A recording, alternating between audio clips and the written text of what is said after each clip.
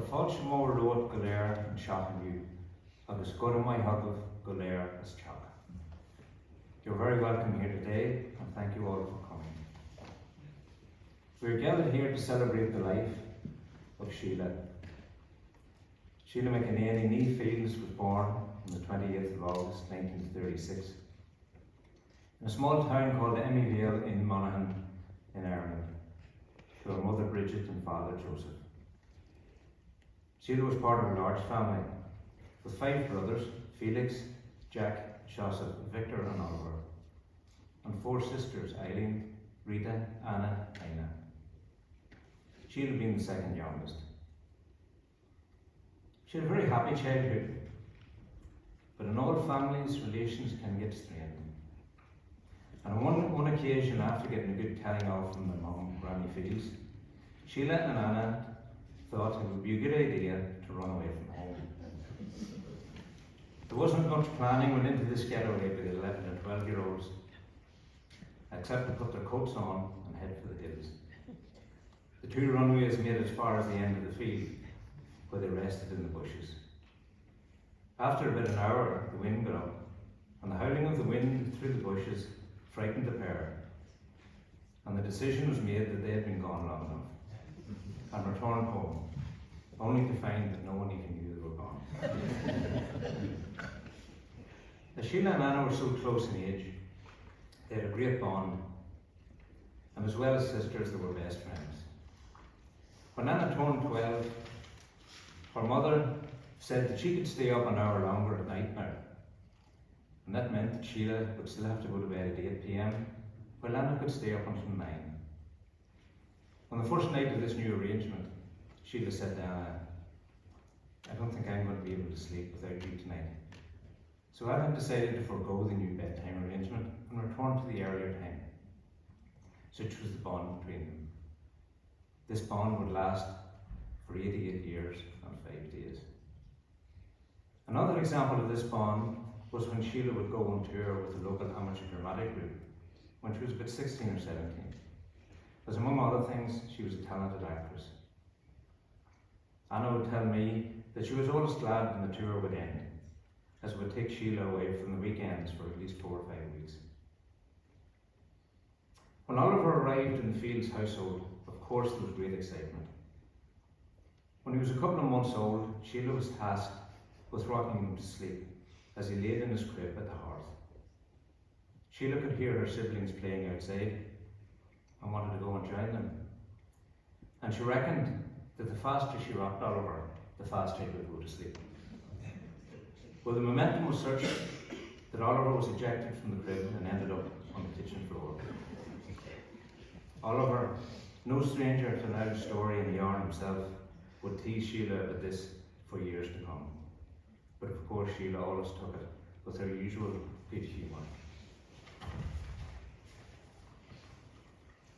Sheila was an excellent runner, taking part in local events, and was even mentioned in the local newspaper at one point as showing great talent.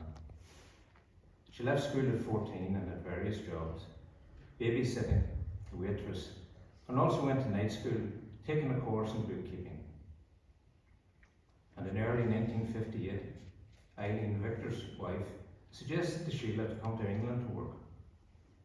Sheila, always looking for a challenge, travelled to England with a friend to train as a nurse at St Lawrence's Hospital in Caterham. During her first weeks there, though, she became very homesick and wanted to return home. Her brother Victor, who was also working in Caterham, seeing his sister so homesick, said, "If you still feel the same in a month, I will pay for your return fare home." Such was the family bond. Fortunately, as we all know, she settled to a life at nursing, making friends in the new life, and most importantly, meeting John. Sheila met John in the workplace Thrive. The relationship quickly blossomed, and they were married in 1960. Sheila settled into her new life in Caterham, becoming involved in sports, and even becoming captain of the local hockey team representing St Lawrence's. They had 4 boys, Phil, Kevin, Sean and Brian, and they enjoyed 64 very happy and loving years of marriage. Sadly, they were to lose Brian in 2001. Sheila worked hard raising the family, during which time she continued to work part-time as a nurse, as hard work never fazed her. In fact, she thrived on it. As an adult, Sheila never learned to swim, and this bothered her. So at the age of 37, she took herself off to the swimming pool, and with the help of John, taught herself to swim. At the age of 40, she also decided to learn to drive. It took her a couple of attempts to pass though, but she wasn't to be beaten and got there in the end. Family was everything to Sheila, and her life was enhanced by the arrival of her grandchildren, Paul, Daniel, Georgie, Jack and Joe, along with her many great nieces and nephews, and she loved them all. Sheila loved nothing more than a big gathering of her family, where she enjoyed telling her jokes and her great stories. She was a great storyteller, and amazed the grandchildren by reciting the alphabet backwards. Very reliably informed that she was always the first in the bouncy castle when it would arrive at the kids' parties. Both Sheila and John had a care business, and very successful. It was hard work for them both, but they did it, with Sheila being the driving force behind it. Following retirement, Sheila and John enjoyed travelling, not only to Ireland to visit family, which they did very often, but also to many other parts of the world. On one occasion, the travels took them to Tenerife, where they would spend some time with Sheila's sister Anna and Seamus. One day they decided to take a bus trip, and the itinerary took them to a mattress factory of all places.